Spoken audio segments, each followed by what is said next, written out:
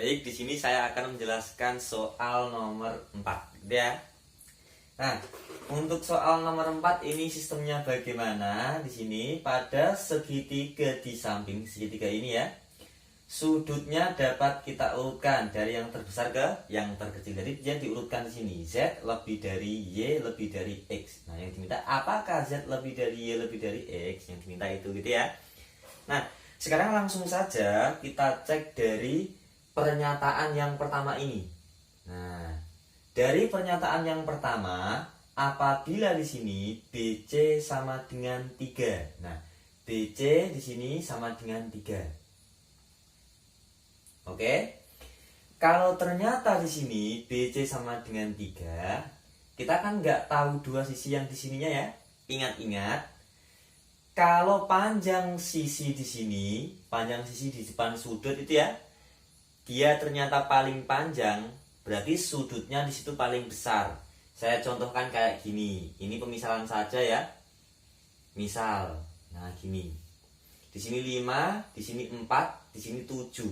Berarti di sini misalkan A ya, B di sini C. Sudut yang paling besar itu sudut di A dulu gitu ya. Yang kedua baru di C, yang ketiga baru di B. Contohnya kayak gitu, ingat-ingat. Sudut yang paling besar itu berada di depan sisi yang terpanjang. Nah, kita nggak tahu di sini ya. Ternyata kita nggak tahu CA dengan AB nggak diketahui dulu di situ. Jadinya di sini cuma diketahui BC sama dengan 3 saja ya. Berarti satu ini saja tidak cukup untuk menjawab. Sekarang cek yang kedua. AC itu sama dengan 2. Nah, AC sama dengan 2. Kita hiraukan yang pertama ya, karena kita menggunakan cuman pernyataan yang kedua saja.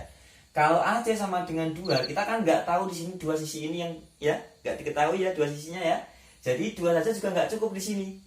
Nah, langkah selanjutnya yang harus kita lakukan apa? Coba sekarang kita gabung di sini. Nah, coba kita gabung ya. Ternyata kalau kita gabung, AC-nya 2, BC-nya 3, AC-nya 2, BC-nya 3. Nah, di sini 3. Nah, gitu ya. Berarti di sini di depan 3 di sini ya. Z ya. Berarti Z-nya itu lebih dari apa? Lebih dari nilai Y-nya. Karena di depan Y di sini kan 2 ya. Z-nya lebih dari nilai Y-nya. Nah, tetapi di sini panjang AB tidak diketahui. Ingat-ingat. Panjang AB tidak diketahui. Berarti ada kemungkinan. Kemungkinannya apa, Pak? Berarti nanti di sini X-nya bisa ada di depan Z-nya. Nah, kemungkinan yang pertama ya. Kalau kemungkinan yang pertama X-nya di depan Z, berarti nggak bisa untuk menjawab ya. Kalau kemungkinan yang kedua yang mana? Dia ada di antara Z sama Y. Itu kemungkinan yang kedua. Nah, berarti untuk kemungkinan yang ketiga itu apa? Kemungkinan ketiga dia ada di belakang Y sini. Nah, oke. Berarti kalau dia ada di depan sini jawabannya tidak. Kalau dia ada di belakang jawabannya iya. Nah, kalau ada dua jawaban berarti jawabannya bagaimana? Jawabannya itu E. Pernyataan 1 saja tidak cukup dan pernyataan 2 saja tidak cukup. Untuk memahami ini gini, analoginya seperti ini. Misalkan saya bertanya, apakah kalian lapar? Nah, kalian menjawab iya. Oke? Saya tanya yang kedua kali, apakah kalian lapar? Kalian menjawab tidak. Jadi kesimpulan jawaban kalian tadi apa? Jawabannya iya dan tidak kan? Itu sangat membingungkan ya. Berarti dia tidak ada kesimpulan sama sekali karena dia ada dua jawaban yang berbeda. Iya tidak itu ya. Nah, berarti jawabannya E. Itu adalah analogi yang dapat kita asumsikan seperti itu. Nah, untuk nomor 4 ini silakan kalian pahami dulu. Oke, gitu ya. Saya akan lanjut di soal nomor 5. Nah, untuk soal nomor 5 di sini, pada bangun di atas ini AE berpotongan dengan BD di C. Nah, di sini ya. Berapakah nilai X min Y? Nilai X sama Y-nya berapa gitu ya? X dikurangi dengan Y. Nah, pernyataan yang pertama di sini bahwa AB itu sama dengan BC. Nah, pernyataan yang pertama dulu ya. Pernyataan yang pertama di sini bahwa AB itu sama dengan BC. AB di sini, oke, AB itu sama dengan BC. Nah, sama dengan AC, sama dengan AC. Nah, berarti di sini merupakan segitiga sama sisi. Ingat-ingat, kalau segitiga sama sisi sudutnya 60 derajat. Jadi di sini 60, di sini juga 60, di sini juga 60 derajat. Berarti nilai X-nya berapa? X-nya 60 derajat. Nah, bisa kita cari ya. Ternyata di sini sudut di sini ini bertolak belakang. Kalau sudutnya bertolak belakang berarti nilainya sama. Berarti Y-nya juga sama dengan 60. Oke? Berarti X sama Y bisa kita cari. Nilai X min Y apakah kita tahu? Pasti bisa. Berarti 1 bisa untuk menjawab. Oke, sekarang pernyataan yang kedua coba kita cek gitu ya. Nah, untuk yang pernyataan yang kedua bagaimana Pak di sini? Oke, saya gunakan spidol warna merah saja. DE sama dengan EC. DE, nah saya kasih garis 2 ya, sama dengan EC. Nah, di sini sama dengan DC, sama dengan DC. Nah, dia juga merupakan segitiga sama sisi. Nah, berarti sudutnya juga 60 derajat semua. Ini udah 60, di sini 60, di sini 60. Oke, gitu ya. Nah, yang sini saya hapus dulu karena dia bukan 60 di sini. Nah, gini ya. Nah, ternyata di sini juga bertolak belakang tadi kan? Kalau dia bertolak belakang, di sini juga 60. Nah, berarti nilai X di sini sama sini kita nggak tahu. Kenapa? Karena segitiga yang di sini kita nggak tahu dia apakah sama sisi atau bukan. Karena kita nggak melihat di pernyataan satu lagi gitu ya. Yang kita lihat cuma pernyataan 2 saja. Nah, gitu ya. Kalau kita lihat di pernyataan 2 saja, berarti di sini dia tidak diketahui bahwa dia segitiga sama sisi. Kalau dia tidak sama sisi, berarti di sini kan ada kemungkinan banyak ya. Di sini sudutnya harus 180. Bisa saja di sini 70, di sini bisa berapa? Nah, bisa 50 gitu ya, dan lain-lainnya. Berarti untuk nilai X-nya di situ ada banyak kemungkinan, berarti tidak boleh. Untuk soal TPS itu harus pasti nilai X-nya. Misal 7 ya 7, 8 ya 8. Nah, gitu ya. Nah, berarti di sini nilai X-nya dia tidak tahu. Berarti cuman di sini yang diketahui cuma nilai Y-nya saja. Nah, berarti untuk pernyataan yang kedua itu tidak bisa untuk menjawab. Berarti pernyataan 1 saja cukup, pernyataan 2 tidak cukup. Berarti jawabannya apa? Jelas jawabannya A. Nah, gitu ya. Pernyataan 1 saja cukup, pernyataan 2 tidak cukup. Oke? Nanti kalau misalkan kalian masih bingung di opsinya, akan saya lampirkan di sebelah sini gitu ya, opsinya. Nanti bisa kalian lihat di waktu-waktu sebelum itu saya akan tampilkan di awal-awal gitu ya. Yuk kita lanjut lagi di soal nomor 6. Nah, untuk soal nomor 6 di sini, misalkan X, Y menyatakan koordinat suatu titik pada bidang XY dengan X min Y tidak lebih dari 0 gitu ya. Yang diminta apakah X lebih dari Y. Nah, ini sangat gampang. Sebetulnya kalau ada soal yang kayak gini bisa kita lihat langsung dari gradiennya. Nah, sekarang di sini buat saja jadinya X min Y berarti sama dengan 0 gitu ya. Kita buat di sini menjadi sama dengan semuanya. Nah, ataupun bisa kamu buat lagi di sini Y sama dengan X itu juga sama saja, itu boleh. Nah, kalau Y sama dengan X, ingat-ingat gradien kalau diketahui persamaannya Y sama dengan AX plus B, gradien itu di depan X. Di depan X-nya di sini berapa? 1. Berarti gradiennya 1. Berarti antara pernyataan 1 dengan 2 kita harus cari yang gradiennya 1 yang mana gitu ya. Sekarang kita lihat di pernyataan yang pertama dulu. Untuk pernyataan yang pertama di sini, coba kita buat di sini ini ya. X kuadrat min 2XY ditambah Y kuadrat. Kalau kita faktorkan bagaimana?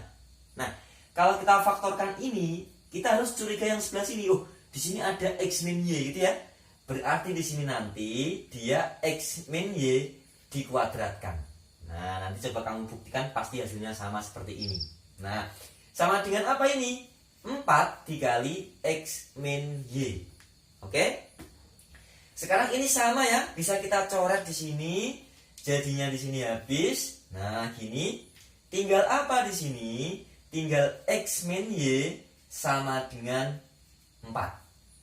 Oke, bisa ya? Nah, jadinya ini bagaimana? Jadinya Y sama dengan X berapa?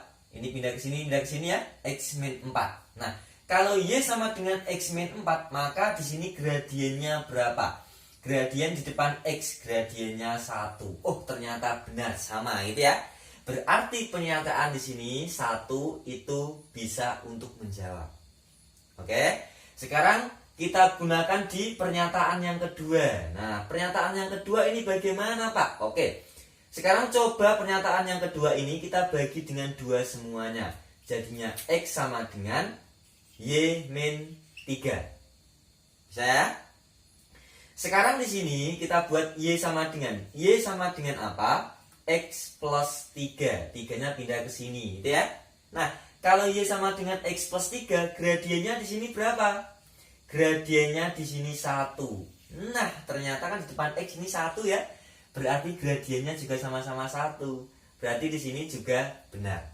Pernyataan 1 saja cukup dan pernyataan 2 saja juga cukup. Berarti jawabannya apa? Jawabannya dadu atau D, gitu ya. Lanjut soal nomor 7.